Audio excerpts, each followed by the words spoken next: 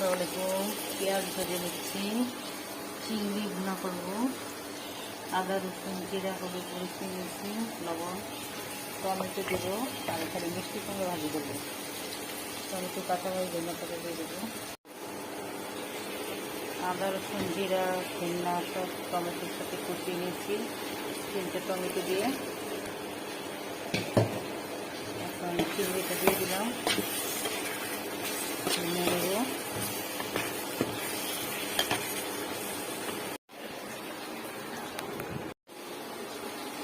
চিংড়িটা কষিয়ে নিয়েছি।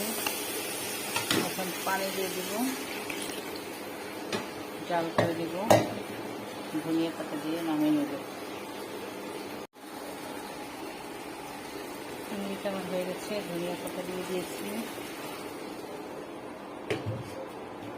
এখন আমি মিষ্টি কুমড়া রান্না করবো। মিষ্টি কুমড়া, হলুদ মরিচ ধনিয়া তেজপাতা রসুন পেঁয়াজ।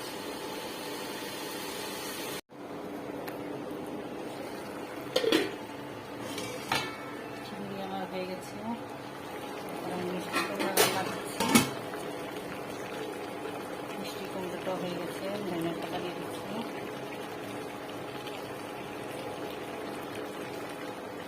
ভাত রান্না করবো।